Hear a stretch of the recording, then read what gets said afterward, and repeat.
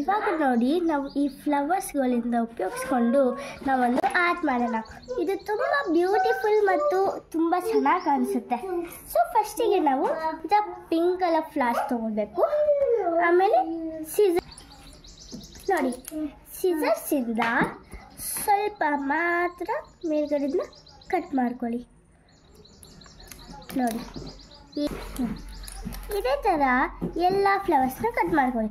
Cut ಮಾಡ್ಕೊಂಡ್ಬಿಟ್ಟು ನಿಮಗೆ ಇಷ್ಟ ಬಂದಿರೋ ಹಾಗೆ ಪ್ಲೇಸ್ ಮಾಡ್ಕೊಳ್ಳಿ. ಈ ಥರ ನಿಮಗೆ ಇಷ್ಟ ಬಂದಿರೋ ಥರ ಇಟ್ಕೊಳ್ಳಿ. ಇಟ್ಕೊಂಡಿದ್ಮೇಲೆ ಒಂದು ಪ್ಲಾಸ್ಟಿಕ್ ಕವರ್ ಮತ್ತು ಒಂದು ಅದಕ್ಕೆ ಏನಾದರೂ ಒಂದು ತಗೊಳ್ಳಿ. ಅದಾದಮೇಲೆ ಕವರ್ನ ಫ್ಲವರ್ಸ್ ಮೇಲೆ ಈ ಥರ ಪ್ಲೇಸ್ ಮಾಡಿಬಿಟ್ಟು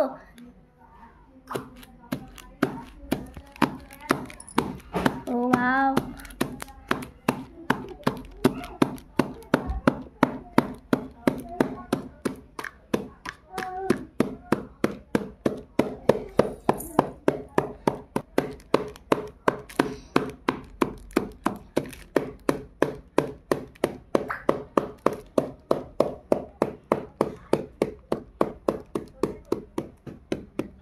ಎಲ್ಲನೂ ಒಂದೊಂದೇ ಹಾಕಿ ಈ ಥರ ಫ್ಲವರ್ಸ್ನ ಜಜ್ಕೊಳ್ಳಿ.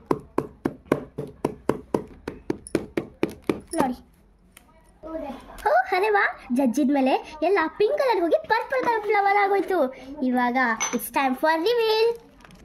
ನೋಡೋಣ ಹೇಗೆ ಬಂದಿದೆ ಅಂತ. Oh wow, so beautiful. ಇದನ್ನ ಕೇರ್ಫುಲ್ಲಾಗಿ ಎಲ್ಲನೂ ತಗೊಳ್ಳೋಣ. ಇದು ತುಂಬ easy, just simple and cute art.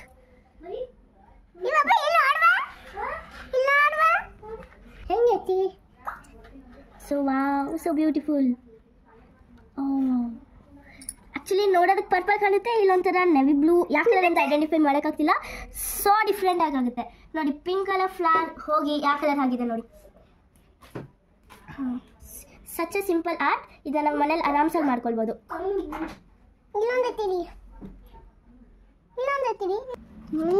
ಇನ್ನೊಂದು ಇಲ್ಲಿಟ್ಟು ಜಜ್ಜನ. So beautiful, so elegant, just looking like a wow. ಇದೊಂಥರ ಪೀಲಿಂಗ್ ಮಾಡೋದಕ್ಕೆ ತುಂಬ ಚೆನ್ನಾಗಿದೆ. ಇರೋದೇ ಬೇರೆ ಥರ ಇದೆ, ಫ್ಲವರೇ ಬೇರೆದು, ಕಲರೇ ಬೇರೆದು.